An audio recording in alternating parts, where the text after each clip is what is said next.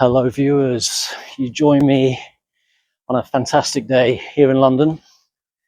The sun's shining, it's above 20 degrees and I'm going to the pub. I am in Belgravia. Belgravia is without a doubt one of London's most affluent neighbourhoods. It's got a lot of character, full of beautiful architecture, stunning Georgian townhouses, fancy bougie eateries and shops, and the place has a real regal elegance to it.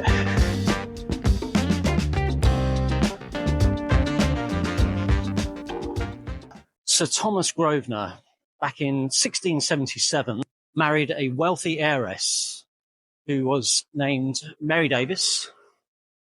And Mary Davis was heir to something like 500 acres of West London land.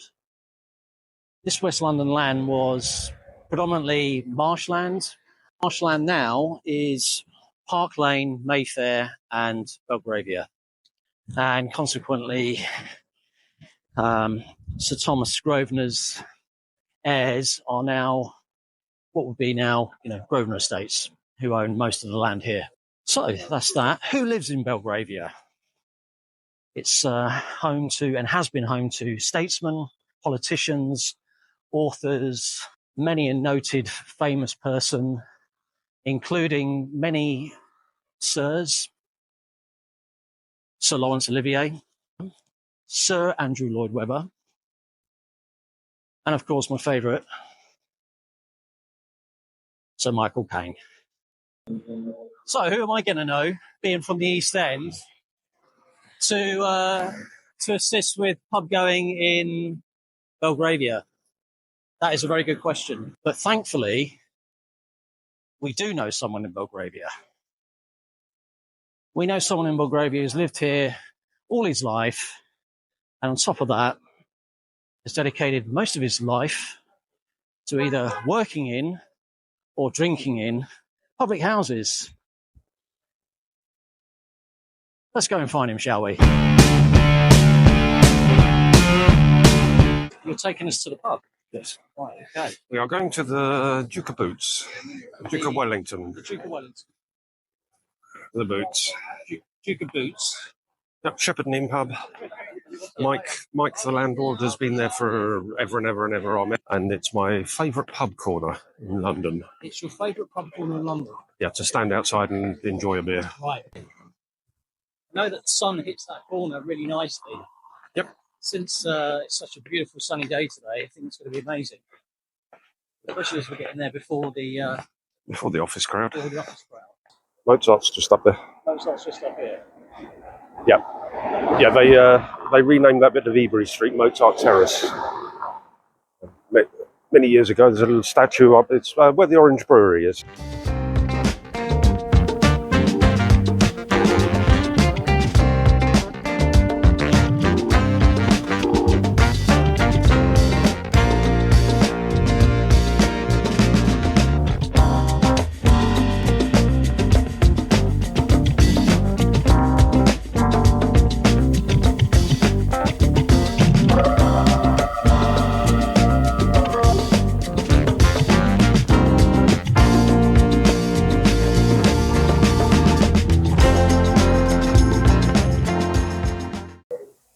A couple of pints of Spitfire. It's a nice amber ale. Cheers. Happy Mondays. There you are. There we go. Another day in the sunshine. 2 for 2. So far, so good.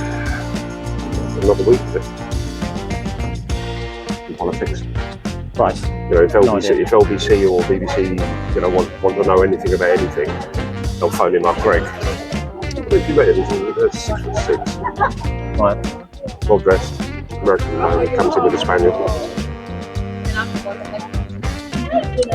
Well, that Spitfire went down very well, actually. Yep. thing with good beer, if it's not good, halfway down, you realise you've left it out in the sun too long and it's no longer even remotely good. So yeah, it's a lovely spot. And then this is why you get all the office, you'll end up with 50, 60 office people stood outside here this evening, or most evenings when the weather's like this. What kind of people drink in the pub here? All sorts. You get the office floor. At the moment, they've got quite a young crowd in. They've been encouraging the youngsters in. I think probably because a lot of the old regulars are dead. You used to get a few in of you still get a few in of the old boys in of a lunchtime. And then you get the neighbours will pop in because they do all the sports here. On a rugby day, the place will be full. I quite like Spitfire. Nice beer. It's nice. Yeah, I mean the Master Brew's a lighter version. This is the heavy. I think it's a 4.6 or something. I mean the cellar temperature here is very good. Mike keeps a good cellar.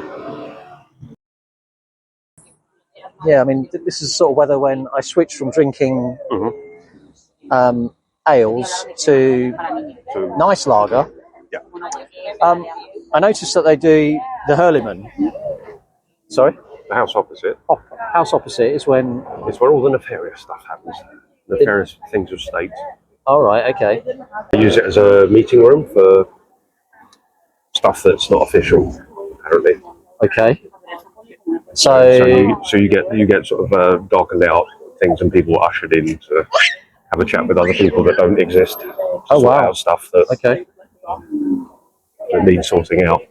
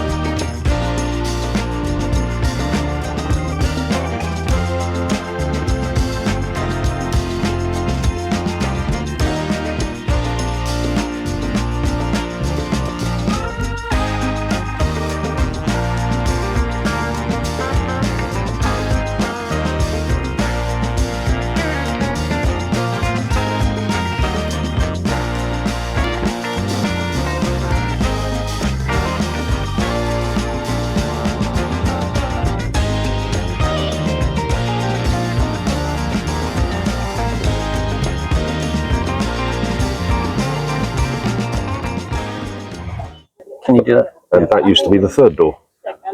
Right.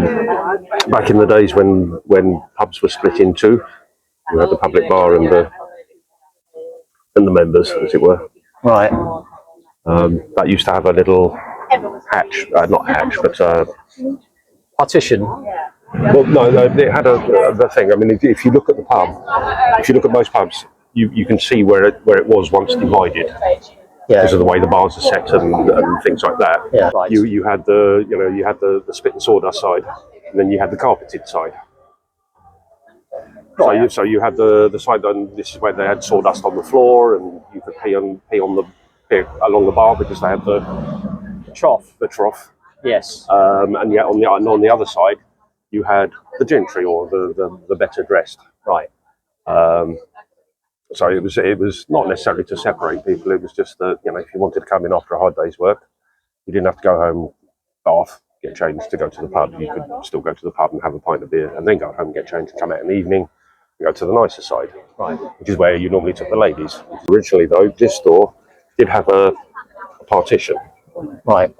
And this was the takeaway door. And you'll find this in a lot of old pubs as well, especially out in the countryside.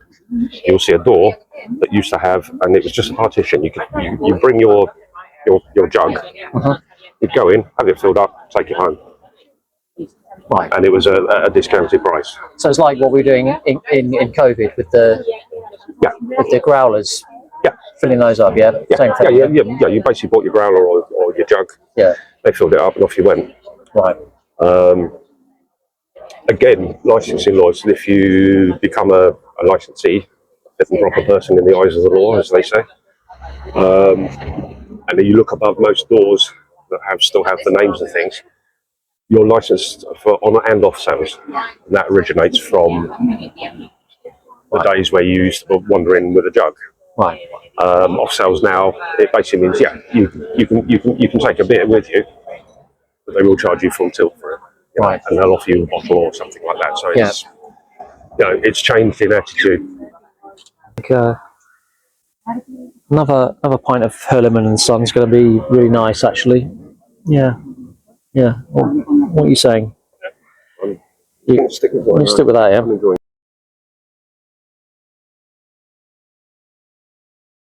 Like, if I'm offered one, I will take one. In pubs I trust, such as here and the Wow. If they say, "Would you like that?" Thank you. I'm staying for a couple. Oh, that looks good. They're happy. That looks good. Okay. Let me go and get another. Let's get another beer in. Right. So as the sun's going down and the beer's eventually well, we're signing off from this bit of Belgrade. Yeah, we've had a few here. It's been absolutely lovely. Really enjoyed the experience here. I hope you guys have enjoyed looking at Belgravia and the Duke of Wellington, which is definitely worth a visit. On a sunny day, that's cool in London. It's one of Sheffy Dan's local pubs. So feel free to pop in and buy me a beer. Yeah, if you're down here and you see him, by all means, do that. Yeah. Or just shout. Sorry, I seem to have your sunglasses. Yeah. I don't know how that happened. Why would I do that? You go to a posh area and you steal everybody else's stuff. And do subscribe. Yes, because that's a big part of it. Yeah, you'll be done. Subscribing and liking. Yeah. Okay. It's easy. You don't have to write it in pen and ink like I used to have to. So we'll be back soon. Take a cigarette. Oh my goodness. Someone's disrupting our video here. Oh my goodness. We'll forgive you. We'll forgive you for this. It's fine. You can take you can take the whole packet, actually. Oh, No? let's leave the Oh, there you go. Fine.